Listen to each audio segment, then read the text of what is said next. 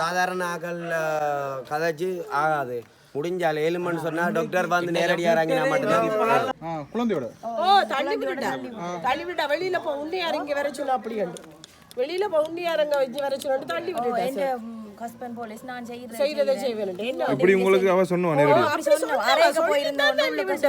Anand view அன்பு சொந்தங்களுக்கு அன்பான வணக்கம். இன்றைய தினம் என்னென்னு பார்த்தீங்கன்னு சொன்னால், இந்த பருத்தித்துறையில் கட்கோளம் பகுதியில் நேற்றைய தினம் ஜிஎஸ்சிக்கு எதிராக ஒரு ஊர் மக்கள் திரண்டு போராட்டம் செய்திருந்தவர். அது என்ன காரணம்னு சொன்னால், இந்த வெள்ள நிவாரண நேரம் தங்கியிருந்த இடைத்தங்கல் முகாமில் இருந்த ஒரு அப்பா வந்து பிள்ளைக்கு பச்சிலம் குழந்தைக்கு சாப்பாடு வாங்க போன இடத்துல ஜிஎஸோட முரண்பட்டு அவர்கள் வந்து போலீஸில் கைதாகிட்டு சொன்னாங்க. அந்த இடத்துக்கு நீங்கள் பார்த்தீங்கன்னா பாராளுமன்ற உறுப்பினர் டாக்டர் ராமநாதன் அர்ஜுன் அவர்களுடைய டீம் பார்த்தீங்கன்னா எல்லாம் தெரியும்.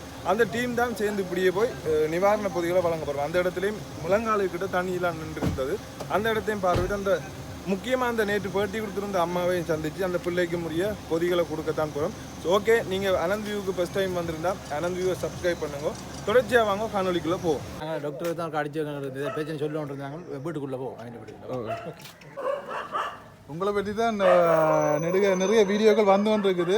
என்ன விஷயம் அம்மா நடந்தது? என்ன விஷயம் நடந்தது?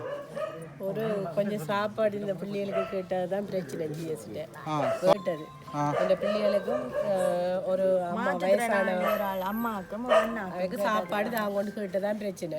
சாப்பாடு கேட்டது கொஞ்சம் ரத்து எங்களுக்கு எங்கட பிள்ளைகளுக்கு சாப்பாடு கொண்டு கேட்டதுக்கு தான் கொண்டு ஜிஎஸ் கம்ப்ளைண்ட் பண்ணி அரெஸ்ட் பண்ணி இப்போ எங்களோட ஹஸ்பண்டை வச்சிருக்கணும்.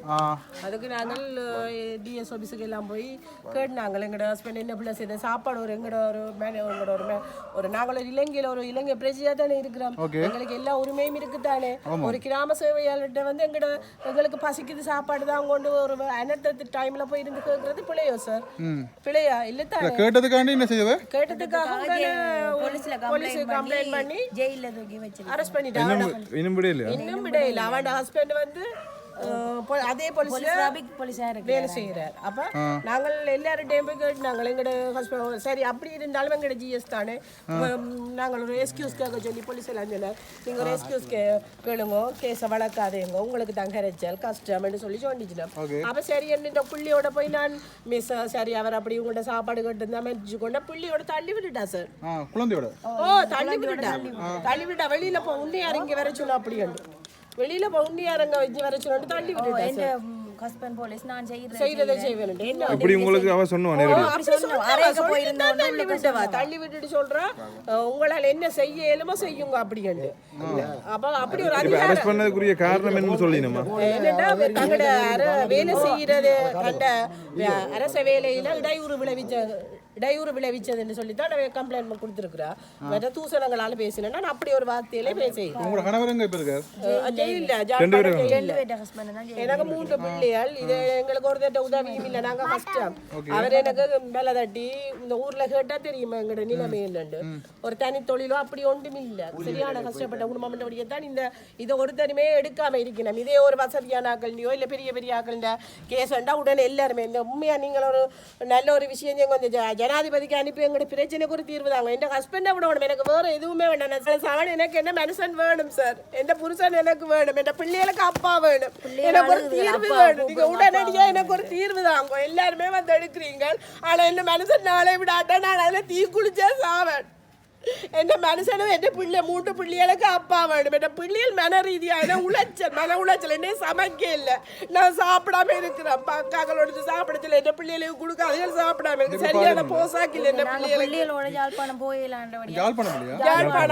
சார். போகலாம் இந்த குழந்தைகளை கொண்டு எத்தனை நாள் நான் பொலிசுல இருந்து மன்னிப்பு கேட்டு சனிக்கிழமை கொண்டு என்ன மனுஷனை கொண்டு அப்படி சனிக்கிழமை 10 மணிக்கு சார் போடுவாங்க. 10 மணிக்கு போக இருங்கோ ஜிஎஸ் 2 மணிக்கு வருவான் சொல்லி சாயல் மத்தியா ஹோல் பண்ணி கேட்க 2 மணிக்கு வருவான்னு சொல்லி சொன்னேன். 2 மணிக்கு வர இல்லை, 2:30 ஆச்சு. பிள்ளை அழுகிறத பார்த்துட்டு சாயல் மத்தியா திருப்பி ஜிஎஸ் கால் பண்ணி கேட்க சட்ட நடவடிக்கை எடுங்கோ, நான் வர மாட்டேன் அப்படின்னு சொல்லிட்டா. திருப்பி சாயல் மாத்தியா நீங்கள் பிள்ளையோட பேர் எக்ஸ்கியூஸ் கேளுங்க, அவ தருவான்னு சொன்ன. அப்புறம் திருப்பி நான் பிள்ளையோட போதான் பிள்ளையை தள்ளி விட்டு வெளியில போ எந்த மனுஷன் பருத்திர போலீஸ்ல போலீஸ் உன்னால் என்ன செய்ய முடியுமோ செய் என்று சொல்லி நான் மன்னிப்பு தர மாட்டேன்னு தள்ளி விட்டுட்டா சார். அதுக்கு பிறகு அவங்களோட ஹஸ்பண்டோட கூட கூட நான் போய் ஒரு சார் என்னோட ஒய்ஃபோட அப்படி எங்கட மெடிசன் சாப்பாடு கேட்டு பிரச்சனை இல்லை சார் அவட கதைச்சிருக்கா மன்னிச்சு விடுங்கன்னு சொல்லி கேட்க கூட அவர் கூட என்ன மனுஷன் கௌரவம் என்ன மனுஷன் வேலை அவன் இதுக்கு நான் இடையூறு விளைவிக்க மாட்டேன்னு சொல்லி கௌரவத்துக்காண்டி அவன் கௌரவமாம் அது எங்கட ஹஸ்பண்டுக்கு ஒரு மன்னிப்பு கொடுக்குறது அது ஒரு மனித நேயமே இல்லாத ஒரு ஆட்கள் ஹஸ்பண்ட் ஒய்ஃப் எல்லாமே அவையெல்லாம் ஒன்று பேசி ஒன்றும் அடிக்கல தானே சாப்பாடு மட்டும் இந்த பிள்ளைகளுக்கு சாப்பாடு எல்லாரும் சொல்லினா நாங்க போட்ட கேஸுக்கு இன்னும் ஒரு பதில் தள்ளி விட்டேன்னு சொல்லி கேஸுக்கு இன்னும் ஒரு இது பதில் ஒன்றுமே வேற இல்ல கூப்பிடவும் இல்லை எங்களை. நீங்க கேட்டீங்க நாங்க மன்னிச்சு போறோம் இந்த கேஸ்ல இருந்து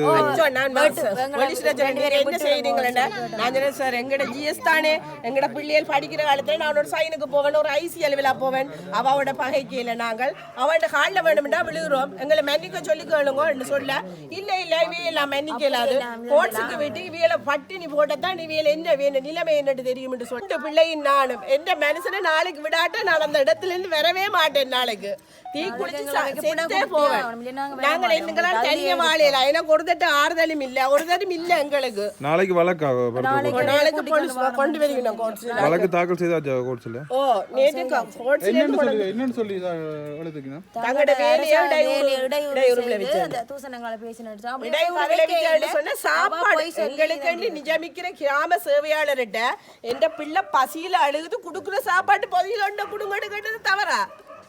இதை ஒருத்தருமே கேட்க மாட்டீங்களோ? இந்த இலங்கையில வாழ்ற எல்லாரும் தான் தமிழ் மக்கள் சரி சிங்கள மக்கள் சரி எல்லாருக்கும் ஷேர் பண்ணி விடுங்க. ஒரு சாப்பாடு ஒரு என்னன்னு சொல்ற வெள்ளத்துல போயிருந்து சமைக்கலாம் இதெல்லாம் வெள்ளமா இருந்த இடம் சாப்பாடு கேட்டது பிள்ளை என்று சொல்லி ஒரு என் புருஷனை அரெஸ்ட் பண்ணி வச்சுக்கணும் இந்த பிள்ளை என்ன அப்பாவை அரெஸ்ட் பண்ணி வச்சுக்கணும் இது சரியோ?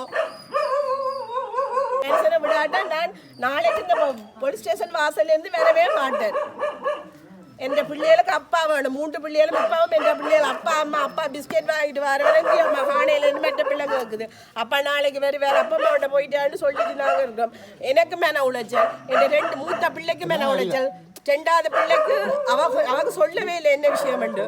மூத்தவருக்கு கொஞ்சம் அப்பா அங்கே அந்த அவர் கொஞ்சம் வளர்ந்துட்டாரு அவருக்கு ஒரு டென்ஷன் அம்மா சாப்பிடாம இருக்கிறா ஜோதிச்சு கொண்டு இருக்கிறா தனி அந்த அழுது கொண்டு இருக்கிறாண்டு பக்கத்தில் உள்ள ஆக்கள் எல்லாம் வந்து ஆறுதல் சொல்லி கொண்டிருக்கிறேன் வேறு நாளைக்கு யோசிக்காதீங்க கொஞ்சம் அதான் இப்படி கொஞ்சம் இன்றைக்கு தைரியமாக இருக்கிறேன் லேட்டு சரியாக மனமேல உடைஞ்சு போயிட்டு ஒரு சாப்பாடு கட்டுறதுக்கு பிள்ளை இல்லாமல் உண்மையிலேயே ஒரு பிள்ளையை செய்து ஒவ்வொரு கிராம சேவையாளர்கிட்டையும் எவ்வளோ பிரச்சனை நடக்குது சொல்லுங்க. அப்போ எல்லாருமே ஜிஎஸோட ஏதோ ஒரு வகையில் வாயால் கதைச்சு கொள்ளினோம். 37 வருஷம் இந்த ஊர்லேயே பிறந்து இந்த ஊர்லேயே வளர்ந்து அம்மா கண்ட காலத்தில் கூட ஒரு ஜிஎஸ் இப்படி கம்ப்ளைண்ட் பண்ணி ஒரு அரெஸ்ட் பண்ணின வரலாறே இல்லை. எங்களோட ஊரில் அப்படி ஒரு விஷயமே நடக்கவே இல்லை. இந்த ஜிஎஸ் வந்து 4 மாதம்தான் ஒரு மக்களையுமே மதிக்கிறே இல்லை. எல்லாரையுமே பேசுவா வெட்டியா போய் நில்லு அப்படின்னு தான் பேசுவா. அப்படி இல்லையே ஒரு குழந்தையோட சரி ஜிஎஸ்ன்றது ஒரு விடுங்க சரி பொதுவாக ஜிஎஸ்ன்றது ஒரு பக்கம் விடுங்க எல்லா குழந்தையோட போனா ஜெயநாட்டியாரோட போனா என்ன செய்வினா உடனே ஐயோ சரி ஏதோ தள்ளி விடுவாங்களா ராஜு தள்ளி விடுவாங்களா? இந்த பிள்ளை விழுந்தா இப்ப இதே ஜிஎஸ் இந்த பிள்ளை விழுந்துன்னா இன்னைக்கு ஏஜியோல இருந்து எல்லாத்துலயும் இருந்து என்ன வந்து அரெஸ்ட் பண்ணிருப்பினோம் ஓமா இல்லையோ? இன்னைக்கு நீங்க ஜிஎஸ் தள்ளி விட எல்லாருமே பேசாம இருக்கிறீங்க. இன்னொரு கிராம சேவையாளுக்கு உதவி செய்யக்கூடாது. ஏனெண்டா அவையே யோசிக்கணும் தாங்களும் 10 மாசம் சுமந்து பெத்த பிள்ளை என்ற பிள்ளைய தள்ளி விட்டா என்ற வயிறவளா கொதிக்கு ஒவ்வொரு அம்மா மேலும் யோசிக்கணும். ஒவ்வொரு அம்மா மேலும் இந்த வீடியோ பார்த்துட்டு இருக்கிற ஒவ்வொருத்தரும் யோசிக்கணும். ஒவ்வொருத்தரும் 10 மாசம் சுமந்து பெத்த பிள்ளையா தள்ளி விட்டா அவ்வளவு வேற பிள்ளைய அவ்வளவு கேவலமோ? எல்லாருமே பார்த்து சொல்லுங்க என்ற பிள்ளைய அவ்வளவு கேவலமா இல்லையே? என்ற பிள்ளைய தள்ளி விடக்க என்ன வயிறு எவ்வளவு கொதிச்சிருக்கு. நான் 10 மாசம் சுமந்து பெத்த பிள்ளைய தள்ளி விடக்க என்ன வயிறு எவ்வளவு கொதிச்சிருக்கு. என்ன சார் நீங்கள் இப்படி எல்லாருமே எடுக்கிறீங்களோ? இது வந்து ஒரு ஆள் 2 பேர் போட்டு இது தீர்வாகாது. நிறைய பேர் கூடத்தான் அதுக்குரிய வீடியோக்கள் வைரல் ஆகலாம். அதுக்குரிய நடவடிக்கைகள் கண்டிப்பாக உங்களுக்கு கிடைக்கும்.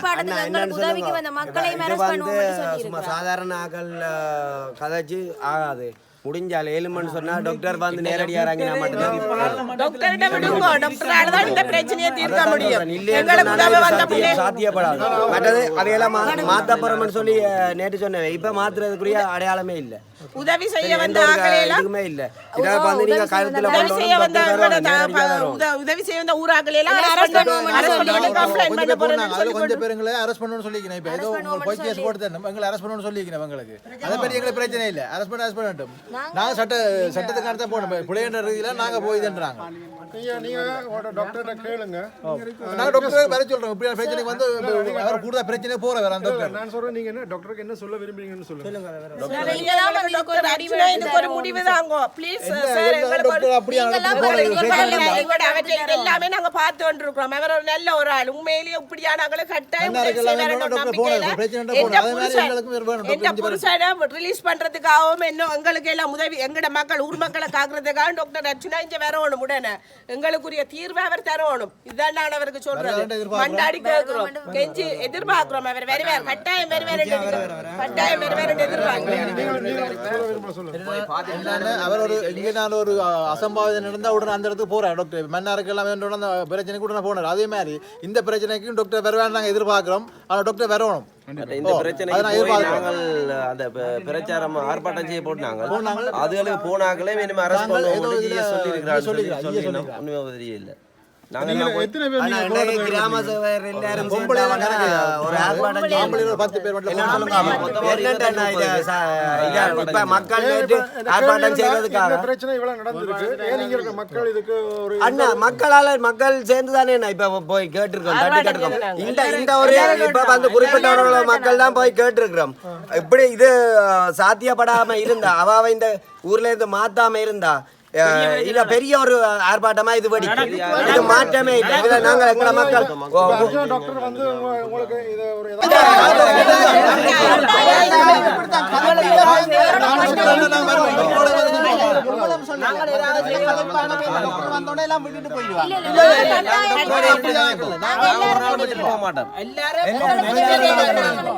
இந்த மாத்திர விஷயத்துக்கு செய்யறதுக்கு ஒருத்தரும் முன்னுக்கு வர மாட்டோம். டாக்டர் சில சம்பவங்கள் நடந்திருக்கு. ஆனா இந்த விஷயத்துல எங்க ஊர் மக்கள் எல்லாரும் நிறைய இடங்களுக்கு அர்ச்சனா சார்பில் வந்து நிறைய உதவிகள் செய்து கொண்டிருக்கிறோம். அந்த வகையில் உங்களுடைய பிரச்சனைகளையும் நாங்கள் நேற்றைய தினம் பார்த்து உங்களுக்கும் ஏதாவது உதவி செய்யணும்ன்ற ரீதியில் இந்த கட்கோளம் பகுதியில் நிறைய பேருக்கு உதவி செய்ய போகிறோம். கிட்டத்தட்ட 50-60 குடும்பத்துக்கு இப்போ உதவி செய்ய போகிறோம். முதலாவதாக உங்கள்கிட்ட வந்திருக்கிறோம். உங்களை அறிந்ததுனால சரி, ஓகே. நீங்கள் சாப்பாட்டுக்காக நீங்கள் போய் ஒரு குழந்தைக்காக இவ்வளவு கஷ்டப்பட்டுருக்கிறீங்க. உங்க குழந்தையோட போய் கணவனும் போய் 2 வேலை வாழ்றார். அதுக்காக எங்களால் முடிஞ்சது உங்களுக்கு தாரம். ஓகே.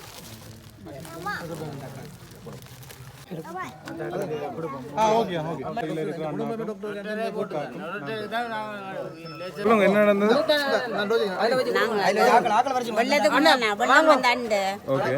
நான் போனேன். நான் அடிச்சு சொன்னேன் வெள்ளம் வந்துட்டு எங்கட விட இன்னும் 2 குடும்பம் இருக்குது. எங்க கும்பிமன் கோயில பக்கத்துல ஒரு நர்சரி இருக்கு. அங்க போய் நில்லுங்க, அவையால எதுவும் ஒழுங்கு செய்விடும். நான் அங்க போய் நான் இரவு மணிக்கு இந்த ஆளுகளை யாரும் கொண்டு போயிடுவாங்க. என்ன மிஸ் செய்யறது? இந்த வெள்ளம் வழியில போறதுக்கு பழி செய்யும் கொண்டு அவ ஒன்னும் செய்யல. சரி, அடுத்த நாள் அப்ப அடுத்த நாள் போய் நான் கதைச்சேன். அடுத்த நாள் போய் பதிகிறோம். பதிஞ்சா பானுக்கு எல்லாத்தையும் பேரும் கூப்பிடுறோம். நாங்கள் கை கட்டி